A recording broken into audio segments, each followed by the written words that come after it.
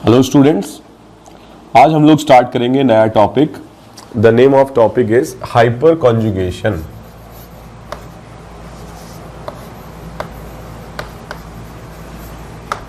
जैसे कि नाम से ही समझ में आ रहा है, हाइपर मतलब मोर एनर्जी रिक्वायरिंग, ठीक है, रेजोनेंस, ठीक है, हाइपर कॉन्जुगेशन। और hyperconjugation effect is somewhat similar to what resonance effect, ठीक है। बट रेजोनेंस इफेक्ट में पाई बॉन्ड ही पार्टिसिपेट करते हैं या लोन पेयर ही पार्टिसिपेट करते हैं, ठीक है। लेकिन हाइपर कॉन्जुगेशन में सिग्मा भी पार्टिसिपेट करते हैं और पाई बॉन्ड भी पार्टिसिपेट करते हैं, इसीलिए इसे क्या कहा जाता है, सिग्मा पाई रेजोनेंस, ठीक है, सिग्मा पाई रेजोनेंस।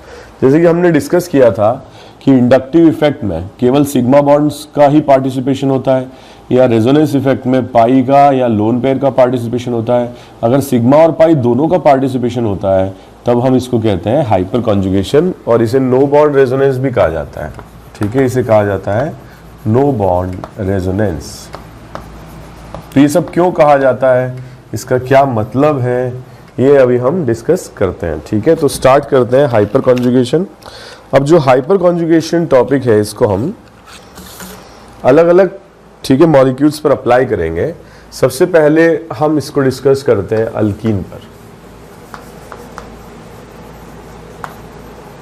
ठीक है। अल्कीन्स जो होते हैं आप जानते हैं, कार्बन कार्बन डबल बॉन्ड या sp2 हाइब्रिडाइज्ड कार्बन एटम्स को क्या कहा जाता है, अल्कीन्स कहा जाता है, ठीक है। तो जो भी डबल बॉन्डेड कार्बन के पास में एटम होगा इसे कहा जाता है अल्फा कार्बन, ठीक है। और इस पर जो प्रेजेंट हाइड्रोजन होता है इसे कहा जाता है alpha H atom, alpha H atom.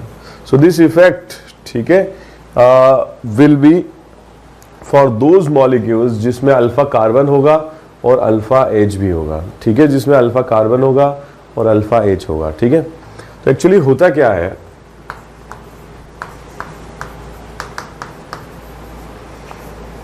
जो अल्फा कार्बन पर प्रेजेंट हाइड्रोजन एटम है इसमें दो इलेक्ट्रॉन्स होंगे, तो ये दोनों इलेक्ट्रॉन्स यदि कार्बन पर आ जाए, so this type of structure will be formed and this loan pair, ठीक है, will be in resonance with the double bond, carbon carbon double bond. Actually ये मैंने आपको समझाने के लिए बताया है, ठीक है। So first second and third double bond 1 और 2 के बीच में आ जाएगा और थर्ड एटम पर आ जाएगा लोन पेयर, ठीक है। तो ये मैंने आपको समझाने के लिए बताया है कि पहले मोर इलेक्ट्रोनेगेटिव कार्बन पर लोन पेयर आ गया, फिर हमारा ये रेजोनेंस इफेक्ट बन गया, 1 और 2 के बीच में डबल बॉन्ड आ जाएगा, 3 पर लोन पेयर आ जाएगा, ठीक है। तो ये मैंने आपको समझाने के लिए बताया। एक्चुअल में इस तरीके से हाइपर कॉन्जुगेशन होता है। इसको हम ऐसे लिखेंगे, डबल हेडेड एरो से सेपरेट करेंगे, sigma converts to what, pi bond, and pi converts to what, lone pair, ठीक है। This sigma bond will convert to pi and pi bond will convert to lone pair, ठीक है, इस तरीके से बनाएंगे। तो यहाँ पर क्या आ जाएगा H प्लस, यहाँ पर आ जाएगा लोन पेयर। इस इफेक्ट को इसीलिए सिग्मा पाई रेजोनेंस कहा जाता है, because sigma bond converts to what, pi bond, ठीक है, sigma converts to pi and pi converts to lone pair, ठीक है। और देखिए कुछ रेजोनेटिंग स्ट्रक्चर्स ऐसे आ रहे हैं जिनमें कार्बन और हाइड्रोजन के बीच में कोई बॉन्ड ही नहीं है, जीरो बॉन्ड है, ठीक है, इसीलिए इसका नाम क्या पड़ा, नो बॉन्ड। तो किसमें नो बॉन्ड आ रहा है, CH में। There are various resonating structures in which carbon and hydrogen do not have any bond, ठीक है, and so it is also known as no bond resonance, ठीक है। तो इलेक्ट्रॉन का डिलोकलाइजेशन हो रहा है, सिग्मा और पाई दोनों पार्ट ले रहे हैं, और इसीलिए हम इसको क्या बोलेंगे, सिग्मा पाई रेजोनेंस। ऑल्सो क्या हो रहा है, यहाँ पर लोन पेयर आ जा रहा है, ठीक है। और दूसरी बात, C और H के बीच में जीरो बॉन्ड आ रहा है, इसलिए क्या बोलेंगे, नो बॉन्ड रेजोनेंस, ठीक है। बट इस इफेक्ट में भी देखो इलेक्ट्रॉन का जो डिलोकलाइजेशन है, ठीक है, transfer of electron is complete. तो चार्ज यहां पर जो आ रहा है कार्बन पर, negative charge, that is complete. That means hyperconjugation is stronger than hyperconjugation effect या इसको हम क्या कहेंगे, H effect is more powerful than inductive, because inductive effect weak इसलिए है क्योंकि इंडक्टिव इफेक्ट में जो चार्ज का ट्रांसफर है वो पार्शियल है और हाइपर कॉन्जुगेशन में जो चार्ज का ट्रांसफर है वो कंप्लीट है, ठीक है। बट हाइपर कॉन्जुगेशन और H effect is weaker then resonance effect, क्योंकि रेजोनेंस इफेक्ट में हमें पाई तोड़ना होता है और पाई तोड़ने के लिए कम एनर्जी चाहिए, ठीक है। तो कम एनर्जी चाहिए तो क्या होगा, बहुत सारे मॉलिक्यूल्स में हम वो पाई बॉन्ड तोड़ सकते हैं, लेकिन सिग्मा बॉन्ड तोड़ने के लिए हमें मोर एनर्जी चाहिए और मोर एनर्जी चाहिए तो बहुत कम मॉलिक्यूल्स में सिग्मा बॉन्ड को तोड़ा जा सकता है, ठीक है। यहाँ सिग्मा बॉन्ड टूटते हैं, तो हम ये बोल सकते हैं कि जो हाइपर कॉन्जुगेशन इफेक्ट है ये वीक है रेजोनेंस इफेक्ट से, लेकिन स्ट्रॉन्ग है इंडक्टिव इफेक्ट से। बट ये ब्रीच कर रहा है दोनों को, इंडक्टिव में केवल सिग्मा बॉन्ड का पार्टिसिपेशन होता है, रेजोनेंस इफेक्ट में केवल पाई बॉन्ड लोन पेयर का होता है, लेकिन हाइपर कॉन्जुगेशन में दोनों का होता है, ठीक है। सिग्मा का भी होता है और पाई बॉन्ड का भी होता है, ठीक है। तो this is very very important effect, ठीक है। Sigma converts to pi and pi converts to lone pair, ठीक है। अब एक और इंपॉर्टेंट बात यह है कि इसमें जो अल्फा कार्बन है उस पर 3 हाइड्रोजन एटम्स हैं, ठीक है, 3 हाइड्रोजन एटम्स हैं। तो अगर मान लीजिए ये CH बॉन्ड ब्रेक होके पाई में कन्वर्ट होता है और पाई लोन पेयर में, ठीक है, तो this is one possibility. Another possibility is कि ये वाला हाइड्रोजन भी, इसका भी सिग्मा टूट के पाई में कन्वर्ट हो सकता है और इस हाइड्रोजन का भी सिग्मा बॉन्ड टूट के पाई में कन्वर्ट हो सकता है। तो मैं ये बोल सकता हूं कि इसमें 3 अल्फा हाइड्रोजन्स हैं, 3 अल्फा H एटम्स हैं और टोटल इस तरह के स्ट्रक्चर्स कितने बन सकते हैं, 3 बन सकते हैं, ठीक है। और इन स्ट्रक्चर्स को कहा जाता है hyper conjugative structure, hyper conjugative structure, ठीक है। तो 3 हाइपर कॉन्जुगेटिव स्ट्रक्चर बन सकते हैं और एक ये स्ट्रक्चर तो है ही। तो आपसे पूछा जाए टोटल कितने बनेंगे, तो ऐसे बन जाएंगे 3, ये होगा 4, तो टोटल 4 हो जाएंगे। लेकिन अगर पूछा जाए कि ऐसे कितने स्ट्रक्चर्स हैं जिनमें हाइपर कॉन्जुगेशन शो हो रहा है, तो ऐसे 3 स्ट्रक्चर्स होंगे, because there are 3 alpha hydrogen atoms, ठीक है। सो 3 अल्फा हाइड्रोजन एटम्स है तो 3 हाइपर कॉन्जुगेटिव स्ट्रक्चर्स होंगे, ठीक है। एक बार और मैं बता दूं आपको, hyper conjugation is a effect which involve sigma pi resonance. तो सिग्मा और पाई दोनों का इन्वॉल्वमेंट होता है, या नो बॉन्ड रेजोनेंस भी इसको कहते हैं हम, ठीक है। सबसे पहला एप्लीकेशन है इसका अल्कीन पर। केवल वे एटम्स कंसीडर होंगे जो अल्फा है, अल्फा मतलब जो नेबर है कार्बन कार्बन डबल बॉन्ड के, ठीक है, और इनको अल्फा H एटम्स कहा जाता है। इनके लिए अगर अपन देखें तो जो मोर इलेक्ट्रोनेगेटिव एटम है कार्बन की तरफ मैंने इलेक्ट्रॉन शिफ्ट करा दिए, यहाँ पर क्या आ गया H+, ये लोन पेयर 1 से 3 पर आ जाएगा, डबल बॉन्ड 2 3 से 1 2 के बीच में आ जाएगा, ठीक है। इसका मतलब sigma converted to what, pi, and pi converted to lone pair, ठीक है। Sigma converts to pi and pi converts to lone pair. ऐसे बहुत सारे स्ट्रक्चर्स होंगे जिसमें C और H के बीच में 0 बॉन्ड होगा, इसलिए इसे नो बॉन्ड रेजोनेंस भी कहा जाता है, ठीक है। दूसरी बात, यहाँ पे इलेक्ट्रॉन का जो ट्रांसफर है वो कंप्लीट है, पूरा माइनस चार्ज आ रहा है, पार्शियल नहीं आ रहा, और ट्रांसफर ऑफ इलेक्ट्रॉन अगर कंप्लीट है तो hyperconjugation effect is stronger effect than inductive effect, ठीक है। Also very important point is जो इफेक्ट है इसमें सिग्मा तोड़ना पड़ रहा है, और सिग्मा तोड़ना पड़ रहा है मतलब ज़्यादा एनर्जी चाहिए, ज़्यादा एनर्जी चाहिए, इसका मतलब बहुत कम मॉलिक्यूल्स होंगे जो इस इफेक्ट को फॉलो कर पाएंगे, ठीक है। इसलिए hyperconjugation effect is weaker effect than resonance effect. Overall order हम ऐसे लिख सकते हैं, resonance then hyperconjugation then inductive, ठीक है। लास्ट पॉइंट मैंने ये बताया आपको कि जितने ज़्यादा अल्फा H होंगे यहाँ पर उतना ही इफेक्ट क्या होगा, स्ट्रांग होगा। जैसे यहाँ पर 3 अल्फा H है तो ऐसे 3 स्ट्रक्चर्स बन सकते हैं, कभी ये सिग्मा टूट जाए, कभी ये टूट जाए, कभी ये टूट जाए, तो ऐसे 3 बन सकते हैं और इनको बोलेंगे 3 हाइपर कॉन्जुगेटिव स्ट्रक्चर्स। और अगर ये पूछा जाए कि कितने टोटल हैं तो फिर ये 3 हो जाएंगे और ये एक स्ट्रक्चर होगा, तो टोटल स्ट्रक्चर होंगे 4, बट जो स्ट्रक्चर्स में हाइपर कॉन्जुगेशन शो हो रहा है वो 3 होंगे, ठीक है। तो एक बार आप इसको देख लीजिए और लिख लीजिए।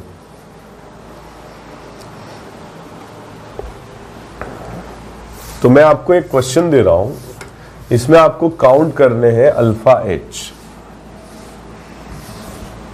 ठीक है। तो आपको मैं अल्कीन्स दे रहा हूं, इनमें आपको अल्फा H काउंट करने हैं। Count number of alpha H।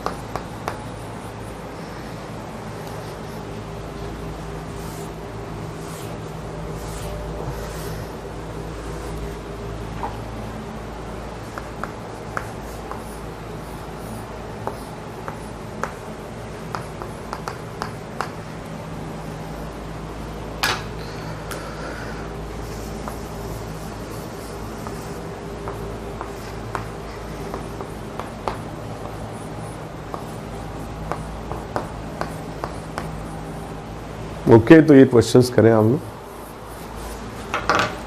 तो क्वेश्चन नंबर 1 में देखो, यहाँ alpha carbon alpha carbon alpha carbon alpha carbon, ठीक है। तो यहाँ पर हर एक कार्बन पर 3 अल्फा एच होंगे, ठीक है, और टोटल हो जाएंगे 12, ठीक है, इस तरीके से।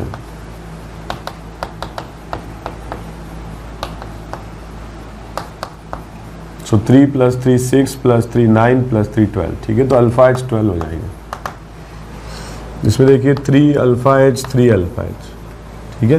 सो टोटल अल्फा एच 6 हो जाएंगे। यहाँ पर काउंट करेंगे। सिमिलरली ये अल्फा कार्बन, ये अल्फा, ठीक है। Alpha carbon should be sp3 hybridised. तो ये जैसे sp3 हाइब्रिडाइज्ड कार्बन को ही हम अल्फा कार्बन मानेंगे, ठीक है, sp2 वाले को नहीं मानेंगे। तो यहाँ पर अगर अपन देखें CH3 CH3, तो टोटल अल्फा एच इसमें हो जाएंगे 6, ठीक है। यहाँ पर देखो alpha carbon alpha carbon alpha carbon alpha carbon, ठीक है।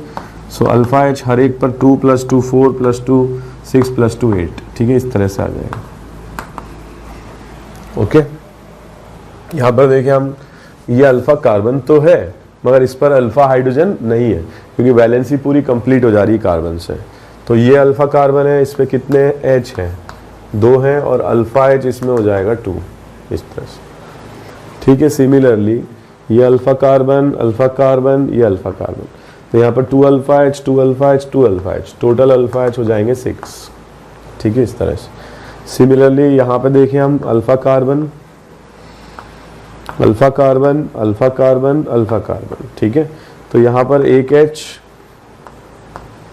यहाँ पर 1 एच, यहाँ पर 3 अल्फा एच, और यहाँ पर भी 3 अल्फा एच, ठीक है। तो 6 7 और 8 अल्फा एच हो जाएंगे, ठीक है। यहाँ पे देखें हम alpha carbon alpha carbon alpha carbon alpha carbon, तो एच हर एक पर 1 एच होगा, तो इसमें अल्फा एच हो जाएंगे 4,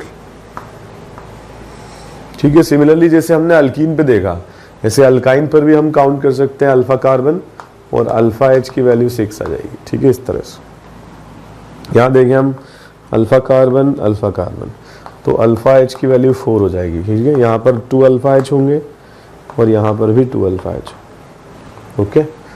तो अल्फा कार्बन ही होगा 4 अल्फा एच। सिमिलरली यहाँ देखें हम, ये alpha carbon 3 alpha H 2 alpha H 1 alpha H and 2 alpha H, ठीक है, इस तरह से।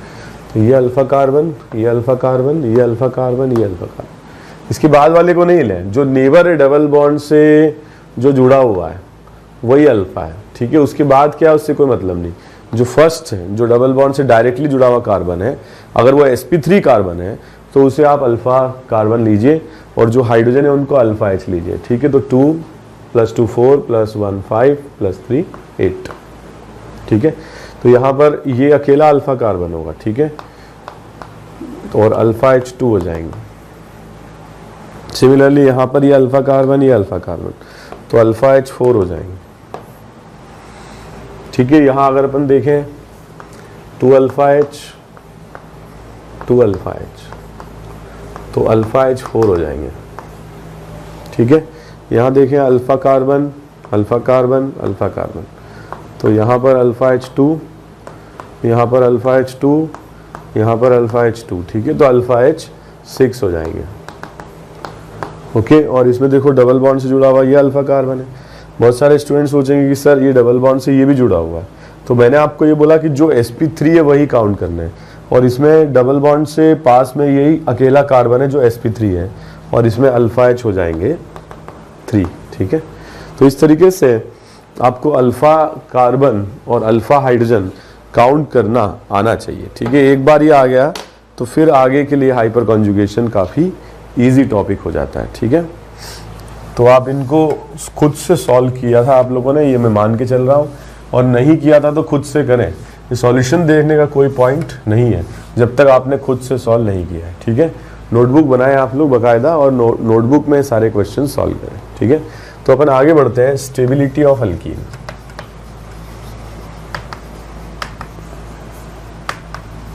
स्टेबिलिटी ऑफ अल्कीन, तो स्टेबिलिटी ऑफ अल्कीन हम कंपेयर कर सकते हैं। जैसे मान लो हमारे पास में ये 2 अल्कीन है, ठीक है, this is A and this is B.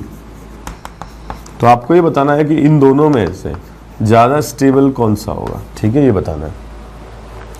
तो यहाँ देखें अगर अपन ये अल्फा कार्बन है, ये अल्फा कार्बन है, ठीक है, यहाँ देखें तो अकेला यही अल्फा कार्बन, इसमें अल्फा एच कितने हो जाएंगे, ओनली 2, और इसमें अल्फा एच हो जाएंगे 6।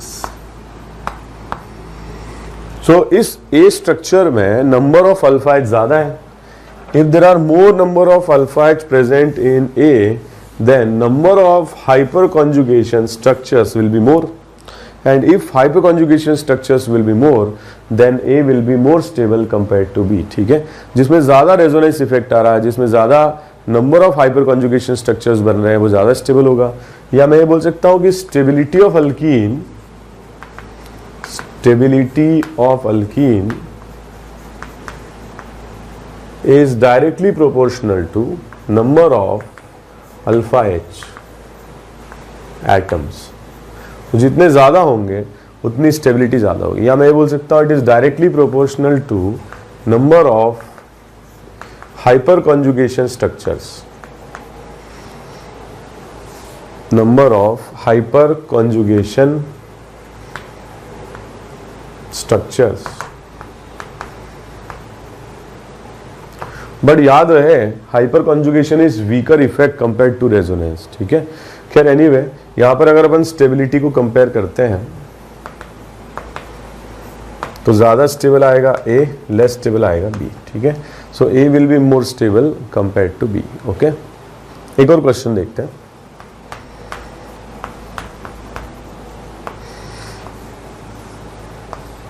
इन दोनों में हमको कंपेयर करना है कौन ज्यादा स्टेबल है, ठीक है।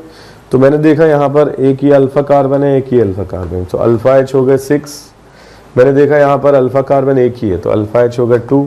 तो इसमें मोर अल्फा एच है, it will be more stable, ठीक है। तो इस तरीके से अपन बता सकते हैं।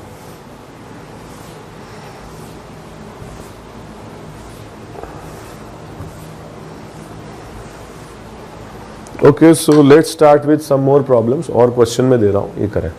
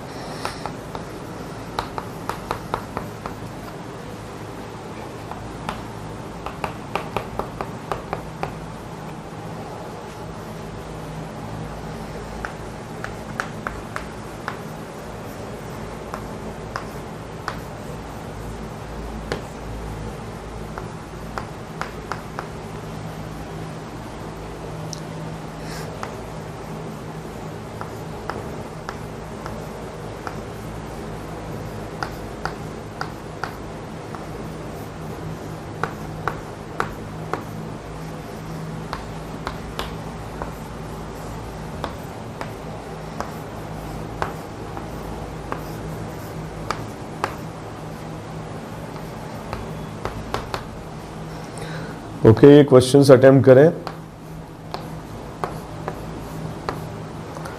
सिंसियरली करें, नोटबुक में लिख करके करें, उसके बाद सॉल्यूशन देखें, ठीक है।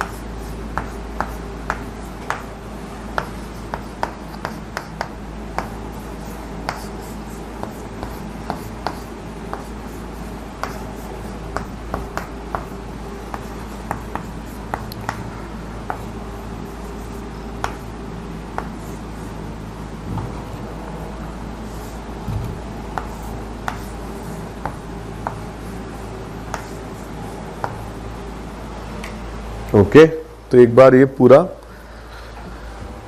आप लोग अटेम्प्ट कर लीजिए। क्वेश्चन नंबर 1 से स्टार्ट करूंगा डिस्कशन।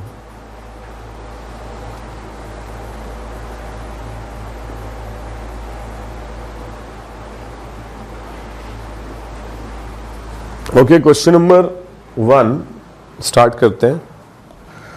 इसमें देखो अल्फा कार्बन ये 2 है और ये अल्फा H इसमें 6 हो जाएंगे और इसमें अल्फा H 2 तो ये हो जाएंगे, 2 ये हो जाएंगे, 4 ये ज़्यादा स्टेबल हो जाएंगे।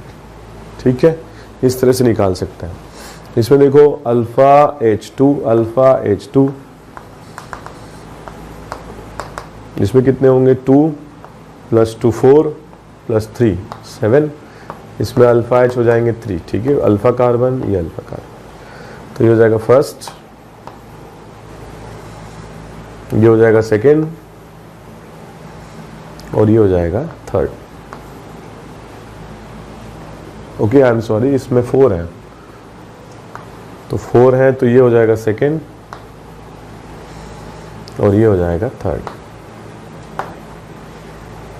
ठीक है, तो इस तरीके से स्टेबिलिटी को कंपेयर कराया जा सकता है। इसमें देखो अल्फा कार्बन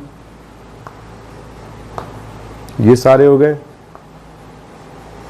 इसमें अल्फा कार्बन ये 2 हो गए, सॉरी ये 3 हो गए, तो इसमें अल्फा H हो जाएंगे 8, 2 + 2 + 2 + 2 और इसमें अल्फा H हो जाएंगे 2 + 1 3 + 2 5। ठीक है, तो ये ज़्यादा स्टेबल हो जाएगा। ओके, इसमें देखें हम अल्फा H 2 और इसमें अल्फा H 6 ये ज़्यादा स्टेबल हो जाएगा।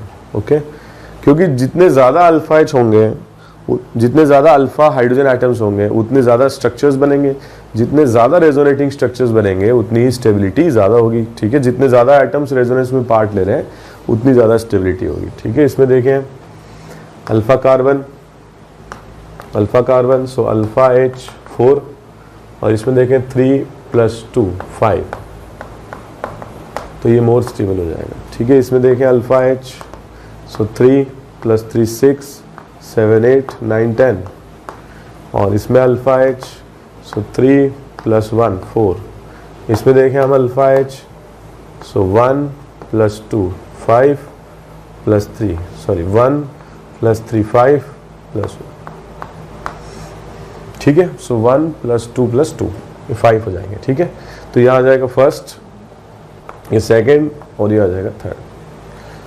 ओके, तो इस तरह से कंपेयर कर सकते हैं। इसमें देखो अल्फा H सो 3 + 3 6, ठीक है, इसमें हो जाएंगे 3 + 3 6 + 3 9 और इसमें अल्फा H 1 हो जाएंगे और इसमें अल्फा H 3 + 2 5। ओके, तो ये फर्स्ट हो जाएगा, ये सेकेंड हो जाएगा और ये थर्ड हो जाएगा। इसमें देखिए हम अल्फा H 3 + 3 6 + 3 9 + 3 12, इसमें देखें 3 + 1 4, तो ये ज़्यादा आएगा। ठीक है, एक बार आप चेक कर लें।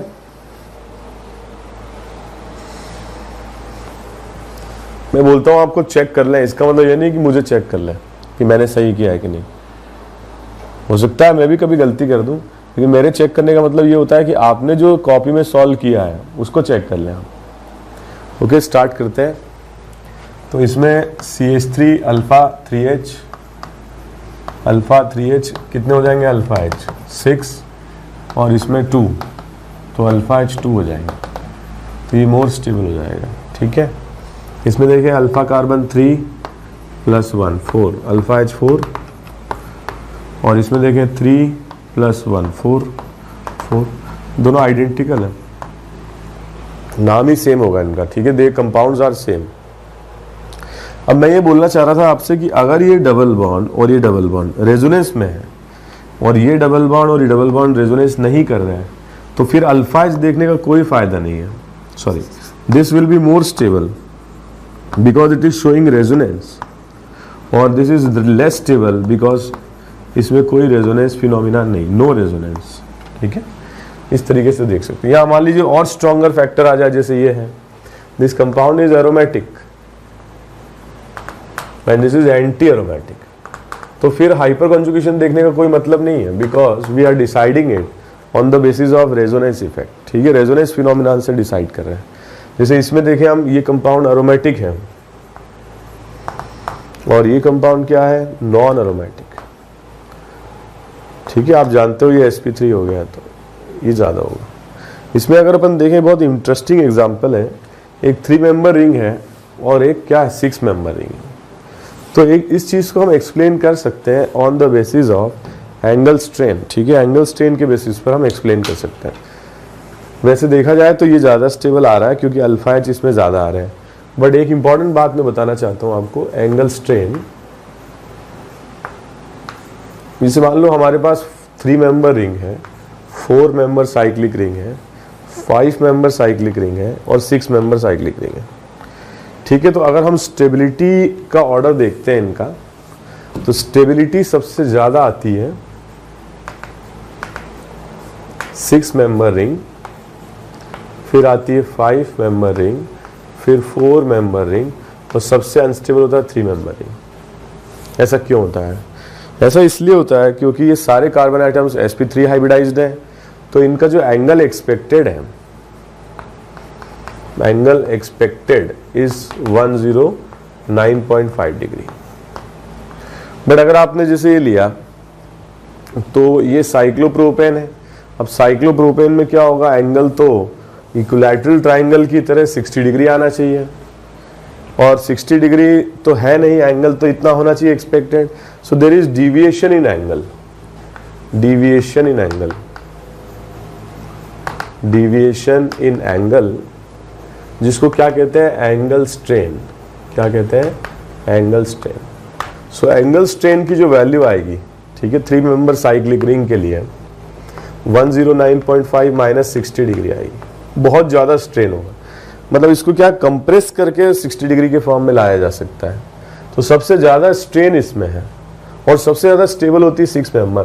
4 मेंबर में स्ट्रेन और कम हो जाता है, 5 मेंबर में और कम हो जाता है और 6 मेंबर में स्ट्रेन सबसे कम हो जाता है। इनफैक्ट जो 6 मेंबर रिंग है वो तो फ्लिपिंग करती है, तो सबसे ज्यादा स्टेबिलिटी 6 मेंबर रिंग की होती है। ठीक है, तो हम ये ऑर्डर मान सकते हैं कि अगर हमारे पास में अलग अलग साइज की साइक्लिक रिंग्स हैं तो सबसे अनस्टेबल होगी 3 मेंबर और सबसे ज्यादा स्टेबल होगी 6 member cyclic ring. We can explain it on the basis of angle strain और deviation from the natural angle. Natural angle is 109.5, expecting it to be sp3 hybridised. But geometry तो permit कर नहीं रही, 3 member ring है, cyclic है, equilateral triangle है, तो होना क्या चाहिए, 60 डिग्री एंगल। तो डिफरेंस ऑफ एंगल बहुत ज्यादा है। अब इसको बनाने के लिए क्या करना पड़ेगा, इन बॉन्ड्स को जो 109.5 डिग्री पर है, इनको ऐसे कंप्रेस करके इक्विलैटरल ट्राइंगल बनाना पड़ेगा। ठीक है, तो इसीलिए स्ट्रेन बहुत ज्यादा है। तो आपको बहुत ज्यादा डिटेल में जाने की खैर जरूरत नहीं है, आप इसको एंगल स्ट्रेन को ऐसे ध्यान रखें, on the basis of angle strain we can explain the stability of cyclic ring 6, 5, 4 and 3। ठीक है, तो हमने हाइपर कॉन्जुगेशन डिस्कस किया और इसके बेसिस पर कई सारी चीजें एक्सप्लेन की जा सकती हैं। इनमें फर्स्ट और काफी इंपॉर्टेंट बात है heat of hydrogenation. Heat of hydrogenation. So what is hydrogenation? Hydrogenation is a process of conversion of alkene or alkyne unsaturated compounds to alkenes. Saturated compound में convert करना। ठीक है, तो unsaturated है, hydrogen in presence of metal, निकल, platinum, palladium, surface पर होता है मेटल के, और दोनों अल्कीन्स से क्या हो मतलब बन जाते हैं, दोनों डबल बॉन्ड्स जो हैं, मतलब कार्बन कार्बन जो पाई बॉन्ड है वो ब्रेक हो जाता है और ये पाई बॉन्ड कन्वर्ट हो जाता है सिग्मा बॉन्ड में। ठीक है, तो यहाँ अगर आप देखोगे तो ये पाई बॉन्ड टूट जा रहा है और उसकी जगह पे 2 सिग्मा बॉन्ड बन जा रहे हैं। ठीक है, तो this is the hydrogenation process. अब इस प्रोसेस में क्या हो रहा है कि ज़्यादा स्टेबल बॉन्ड्स बन रहे हैं, बिकॉज यहाँ पर एक पाई आपने तोड़ा और हाइड्रोजन बॉन्ड भी टूटेगा, तो एक सिग्मा आपने तोड़ा तो 2 सिग्मा बॉन्ड बन रहे हैं। तो ऐसी जो प्रोसेस होती हैं उनका डेल्टा H नेगेटिव होता है, या मैं ये बोल सकता हूँ कि ये प्रोसेस क्या होती हैं, एक्सोथर्मिक। एक्सोथर्मिक मतलब हीट रिलीज होती है इनसे, ठीक है। सो हाइड्रोजनेशन प्रोसेस से क्या होती है, हीट रिलीज होती है, और ये प्रोसेस क्या कहलाती है, एक्सोथर्मिक, ठीक है। सो हीट ऑफ हाइड्रोजनेशन का मतलब होता है the amount of heat released, the amount of heat released when 1 mole of unsaturated compound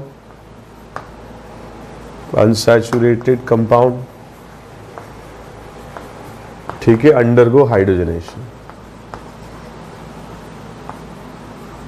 तो 1 मोल का अगर हाइड्रोजनेशन करते हैं तो जो भी हीट रिलीज होती है that is known as heat of hydrogenation, ठीक है।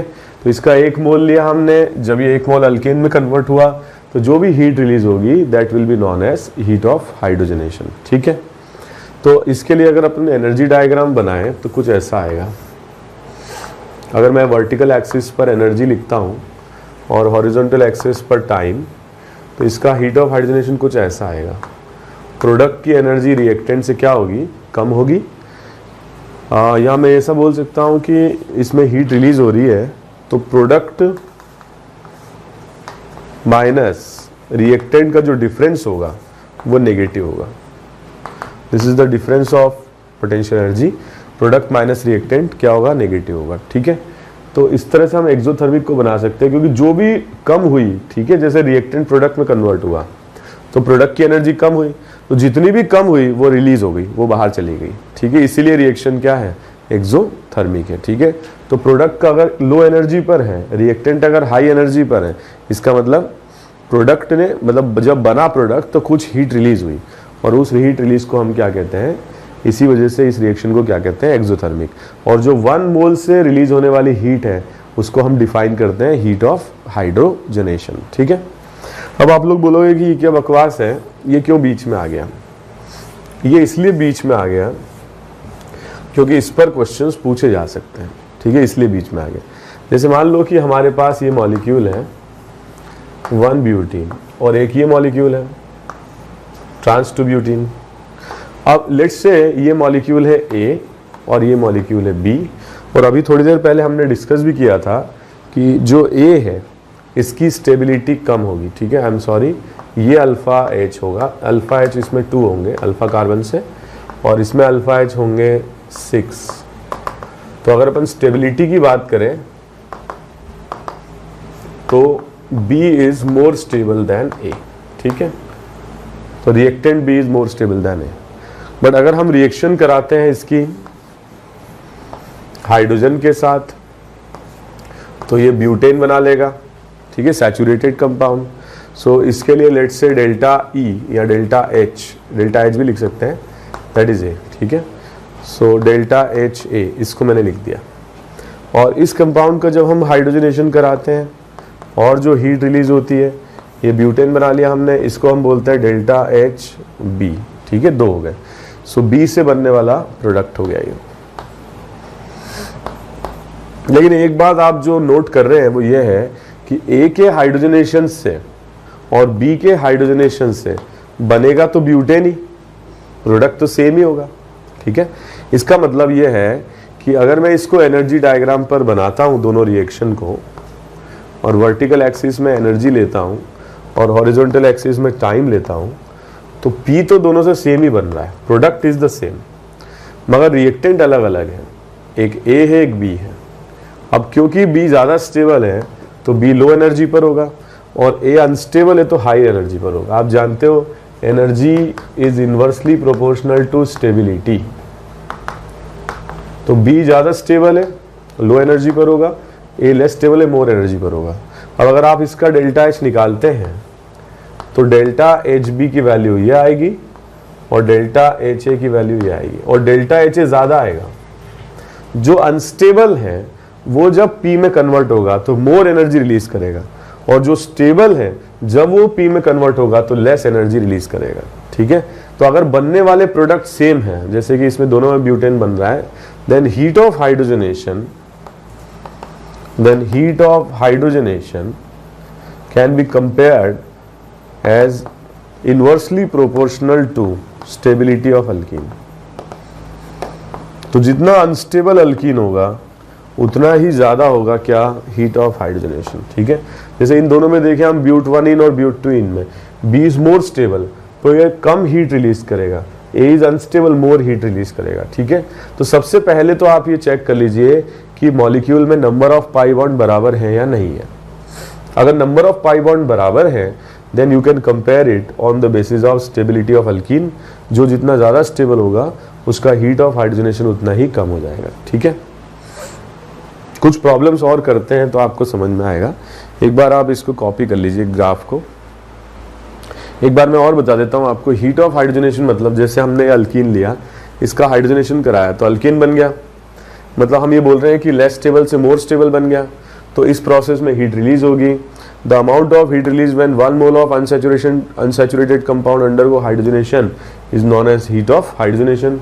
इसको मैंने ग्राफ से समझाया। प्रोडक्ट लो एनर्जी पर आएगा रिएक्टेंट से, तो जितना वो नीचे जाएगा प्रोडक्ट उतनी हीट रिलीज होगी, और उसको हम क्या बोलते हैं, या इसको मैं ऐसे लिख सकता हूँ डेल्टा एच। ठीक है, what is delta H, heat of hydrogenation. या इसको मैं ऐसे लिख सकता हूँ delta H can be written as enthalpy of the product minus enthalpy of reactant. ठीक है, इस तरह से लिख लिया। अब मैंने ये बोला कि हमारे पास दो कंपाउंड है, एक ब्यूट-1 एक ब्यूट-2। तो ब्यूट-1 का हाइड्रोजनेशन कराया ब्यूटेन बना, ब्यूट-2 का कराया ब्यूटेन बना, मतलब प्रोडक्ट सेम बने, लेकिन रिएक्टेंट तो अलग अलग थे, ए और बी अलग अलग, इनके अल्फा एच थे, अलग अलग इनकी स्टेबिलिटी थी। बी की स्टेबिलिटी ज्यादा थी तो बी लो एनर्जी पर था, नीचे आया तो कम एनर्जी रिलीज करके आया, ए नीचे आया तो मोर एनर्जी रिलीज करके आया। इसका मतलब मैं ये बोल सकता हूँ कि heat of hydrogenation is what, it is inversely proportional to the stability of the alkene. ठीक है, तो ऐसे अपन चल सकते हैं। तो मैं ये बोल रहा हूं कि अब हम प्रॉब्लम सॉल्विंग पर आते हैं।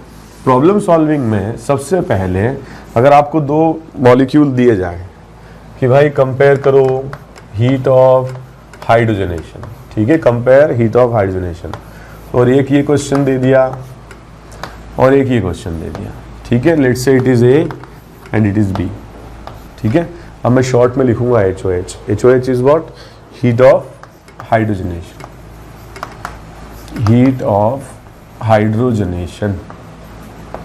तो हीट ऑफ हाइड्रोजनेशन की जो वैल्यू है वो ए के लिए ज्यादा आएगी। रीजन इज ए में मोर पाई बॉन्ड्स। ठीक है, तो जितने ज्यादा पाई बॉन्ड टूटेंगे उतने ज्यादा सिग्मा बनेंगे, और जितने ज्यादा सिग्मा बनेंगे उतनी हीट ज्यादा रिलीज होगी। तो सबसे पहले तो आप ये देख लें HOH directly proportional to number of pi bonds. ठीक है, फर्स्ट पॉइंट। लेकिन अगर मान लीजिए कि पाई बॉन्ड्स बराबर हैं, जैसे कि अभी एक क्वेश्चन और हमने किया था, let's say it is C and it is D, तो पाई बॉन्ड्स आर सेम। पहले क्या लगाओगे, number of pi bond. Number of pi bond अगर बराबर होंगे देन, अगर इसमें देखें तो अल्फा H इसमें 2 है और इसमें देखें तो इसमें अल्फा H 5 है। स्टेबिलिटी ऑर्डर की अगर अपन बात करें तो स्टेबिलिटी ज़्यादा होगी किसकी, D की कंपेयर टू C, और अगर स्टेबिलिटी ज़्यादा होगी तो HOH कम हो जाएगा। मैं ये बोल सकता हूँ कि HOH then will be inversely related to the stability of alkene, stability of alkene. ठीक है, तो जितना कम स्टेबल होगा उतना ही क्या होगा, ज्यादा HOH होगा। ठीक है, बट पहले आप पाई बॉन्ड काउंट करेंगे और उसके बाद स्टेबिलिटी फैक्टर हम लगाएंगे। ठीक है, तो इस तरीके से सारे प्रॉब्लम्स को आप लोग अटेम्प्ट करें। फर्स्ट का आप क्या देखेंगे, पाई बॉन्ड। पाई बॉन्ड ज्यादा है तो वही HOH, काम खत्म हो गया। पाई बॉन्ड बराबर है तो क्या देखेंगे, अल्फा H। अल्फा H यहाँ जो भी स्टेबिलिटी फैक्टर है inversely proportional to the stability. ठीक है, तो कुछ क्वेश्चंस मैं इस पे कराता हूँ, आप इसको थोड़ा सा कॉपी कर लीजिए।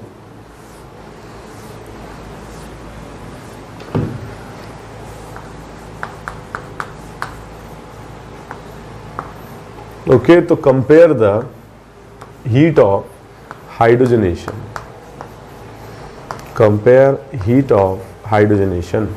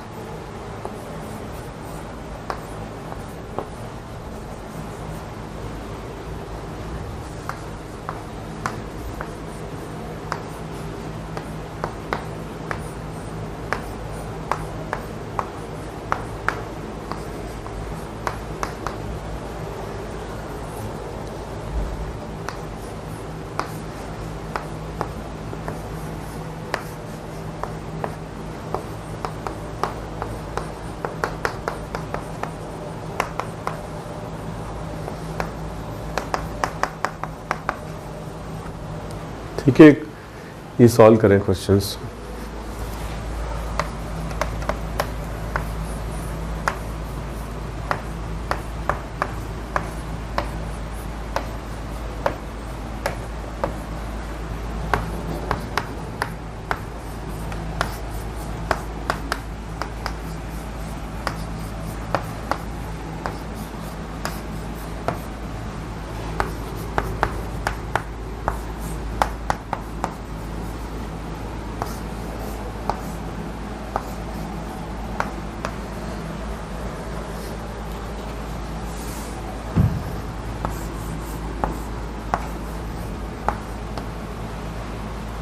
ओके, तो मैं ये मान के चल रहा हूं कि ये क्वेश्चंस आप लोगों ने अटेम्प्ट कर लिए। ओके, हम डिस्कस करेंगे। Question number 1, alpha H alpha H alpha H कितने हो जाएंगे? 9। ठीक है, यहां पर अगर अपन देखें alpha H only 1, so this is more stable. But अभी हम स्टेबिलिटी की बात नहीं कर रहे हैं, हम बात कर रहे हैं HOH की, तो HOH इसका ज़्यादा हो जाएगा। ठीक है, second question, alpha H, so value 4 and alpha H value 3 + 2 5 + 2 7, तो इसकी स्टेबिलिटी ज़्यादा है बट HOH इसका ज़्यादा हो जाएगा। ठीक है, क्योंकि हम स्टेबिलिटी की बात ही नहीं कर रहे हैं, हम HOH की बात कर रहे हैं, हीट ऑफ हाइड्रोजनेशन। इसमें अल्फा एच 3 + 3 6 9 12 और इसमें अल्फा एच 4, ठीक है, 3 + 1, तो इसका HOH ज़्यादा हो जाएगा। यहाँ देखो आप, double bond, single bond, double bond, but ये दोनों आइसोलेटेड हैं, तो ये मोर स्टेबल है, इसका अल्फा एच ज़्यादा हो जाएगा। ठीक है, क्योंकि it is resonance stabilised, more stable, less heat of hydrogenation. इसमें देखें हम 1 2 3 and 4, alpha H 8, so 2 + 2 + 1, alpha H 5, तो ये मोर स्टेबल है, तो HOH इसका ज़्यादा हो जाएगा। ठीक है, ऐसे कंपेयर कर सकते हैं। इसमें देखो अल्फा एच कितने हैं? 2, इसमें देखो 3 + 3 6, तो ये ज़्यादा स्टेबल है, इसलिए HOH इसका ज़्यादा हो जाएगा। इसमें देखें अल्फा एच 3 + 1 4, इसमें देखो 3 + 3 6 + 3 9 + 3 12, तो इसका ज़्यादा हो जाएगा। ठीक है, इसमें देखिए एरोमेटिक है, ये एंटी एरोमेटिक है, ये अनस्टेबल है, इसका HOH ज़्यादा हो जाएगा। ठीक है, इसमें देखिए हम ये डबल बॉन्ड नॉन मतलब आइसोलेटेड है, लेकिन ये डबल बॉन्ड रेजोनेंस में मतलब ये मोर स्टेबल है, तो इसका HOH ज़्यादा हो जाएगा। ठीक है, तो इसमें रेजोनेंस है, इसमें रेजोनेंस नहीं है। इसमें अल्फा एच 2 है, इसमें अल्फा एच 6 है, इसका HOH ज़्यादा हो जाएगा। ठीक है, इस तरह से कर सकते हैं। ये क्वेश्चंस भी आप लोगों ने कर लिए होंगे, और नहीं किए तो कर लीजिए आप। ठीक है, इसको थोड़ा अटेम्प्ट कर लीजिए। मैं स्टार्ट करता हूँ। सो 3 alpha H 2 alpha H 2 alpha H 10, इसमें 2 + 2 4 + 1 5। ठीक है, तो इसका HOH ज़्यादा हो जाएगा। ये एक्सेप्शन है। ठीक है, एरोमेटिक कंपाउंड बहुत ज़्यादा स्टेबल हो जाता है। वैसे देखा जाए तो पाई बॉन्ड के बेसिस पर फर्स्ट सेकंड थर्ड आना चाहिए, जितने ज़्यादा पाई बॉन्ड होगा उतना HOH ज़्यादा हो जाएगा। ठीक है, बट यहाँ पर अगर आप देखोगे तो ये एक्सेप्शनल आता है, इसका ऑर्डर एक्सेप्शन, एरोमेटिक नेचर होने की वजह से इसका ज़्यादा आता है, इसका सेकेंड और इसका थर्ड। ठीक है, एक्सेप्शंस को हम क्या है समझ नहीं सकते, we can always explain it. ठीक है, हम बस जो ऑर्डर आ जाता है उसको समझा देते हैं कि इस वजह से ऐसा हुआ होगा, अदरवाइज हम अपने जो कॉन्सेप्ट है उसके बेसिस पे सॉल्व नहीं कर सकते क्वेश्चन। तो ये ऐसा हुआ होगा कि ये एरोमेटिक है तो बहुत ज़्यादा स्टेबल हो गया होगा, और इस वजह से इससे HOH इसका कम हो जाएगा। ठीक है, तो साइक्लोहेक्सा 1,3 डाइन से बेंजीन का HOH कम होता है, तो ये ध्यान रखना। वैसे चांस कम है, एक्सेप्शंस एग्जाम में कम ही पूछे जाते हैं। ठीक है, यहाँ पर आप देखोगे 3 + 3 6 अल्फा एच, यहाँ पर आप देखोगे 6 अल्फा एच। अब मुझे बताइए कि अगर दोनों में 6 अल्फा एच आ जाए, या दो मॉलिक्यूल में अगर identical number of alpha H आ जाए, तो क्या करोगे? हवड़ करोगे, सॉरी, तब आप क्या करोगे, डिसाइड तो करना पड़ेगा। तो कैसे करेंगे, अगर मान लीजिए कि हमारे पास ये जो स्ट्रक्चर है ये ट्रांस है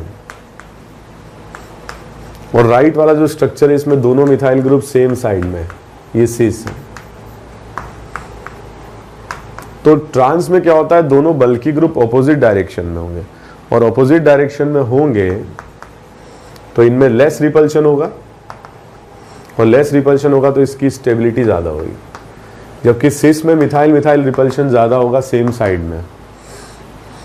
अब अगर मान लीजिए कि ट्रांस ज़्यादा स्टेबल है तो HOH वैल्यू उल्टी आ जाएगी, ठीक है, ट्रांस की कम होगी और सिस की ज़्यादा आ जाएगी, ठीक है, very very important.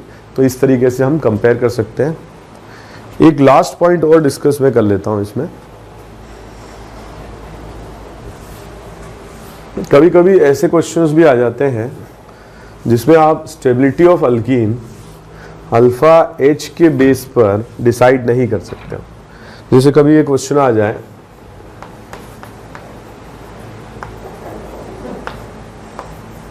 so there are 3 compounds A, B and C, ठीक है। अब आपको इनकी स्टेबिलिटी कंपेयर करनी है, कंपेयर स्टेबिलिटी। तो पहले मैं आपको समझाता हूं फिर मैं आपको बताऊंगा कि करना कैसे डायरेक्टली, ठीक है।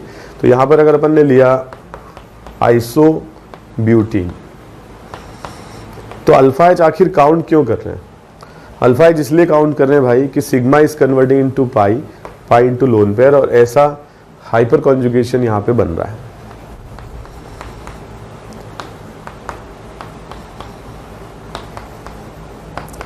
परंतु ये 1 डिग्री एनायन है, क्या है ये 1 डिग्री एनायन है, ठीक है। और अगर आपने यहां पे ट्रांस लिया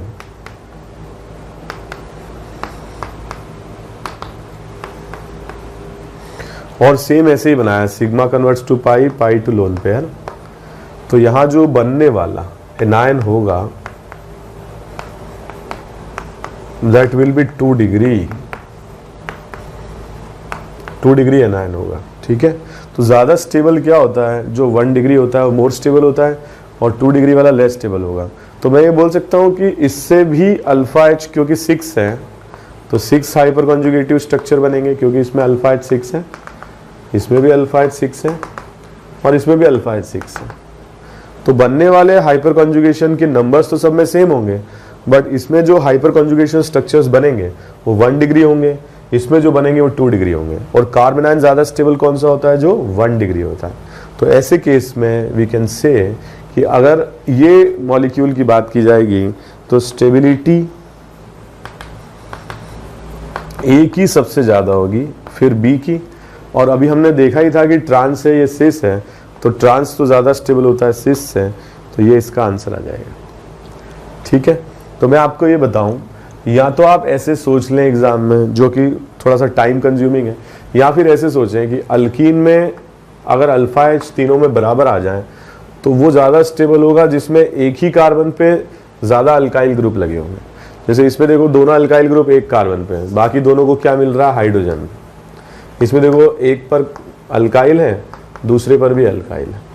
इसमें देखो एक पर अल्काइल है, दूसरे पर भी अल्काइल, मतलब इसमें दोनों अल्काइल ग्रुप एक ही कार्बन पर आ गए। तो अगर आप ये ट्रिक माने या कुछ भी माने तो ए की स्टेबिलिटी ज्यादा होगी, दोनों अल्काइल ग्रुप एक ही कार्बन पर है, ठीक है। और बी और सी में तो खैर हम जानते ही हैं, बी क्योंकि ट्रांस से मोर स्टेबल होगा, सी से, so order will be what, A more than B more than C, ठीक है। तो या तो आप ऐसे समझ लें कार्बन आयन बना करके, या फिर आप याद भी कर सकते हो कि एक ही कार्बन पे सारे अल्काइल ग्रुप अगर आ जाएंगे तो वो ज्यादा स्टेबल स्ट्रक्चर हो जाएगा कंपेयर टू दूसरे स्ट्रक्चर्स। और इन दोनों में तो खैर हम सिस और ट्रांस से कंपेयर कर सकते हैं, ठीक है। एक क्वेश्चन और कर लेते हैं इस पर लास्ट, जैसे कि जो मैंने आपको बताया अभी,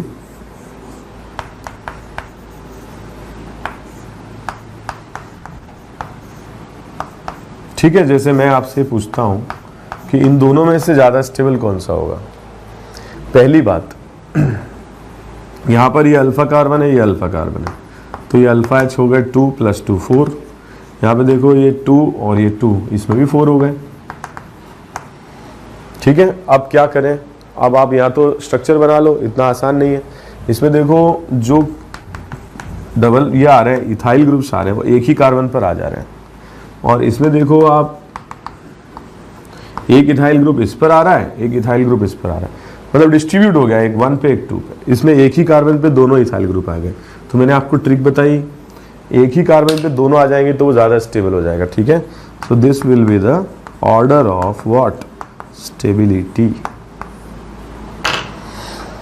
ठीक है, तो आज के लेक्चर में हमने डिस्कस किया हीट ऑफ हाइड्रोजनेशन, और मैंने सबसे पहले आपको डिस्कस किया था हाइपर कॉन्जुगेशन। अल्कीन में हमने इसे अप्लाई किया, अल्कीन्स की स्टेबिलिटी देखी, अल्फा एच हमने काउंट किए, और स्टेबिलिटी के बेसिस पर हमने कंपेयर किया हीट ऑफ हाइड्रोजनेशन। दूसरे कई और फैक्टर्स भी हमने डिस्कस किए जिससे कि हम अल्कीन्स के लिए हीट ऑफ हाइड्रोजनेशन को कंपेयर कर सकते हैं। ठीक है, तो जो रिमेनिंग पोर्शन है हाइपर कॉन्जुगेशन टॉपिक का, that we will cover in the next lecture. Thank you very much.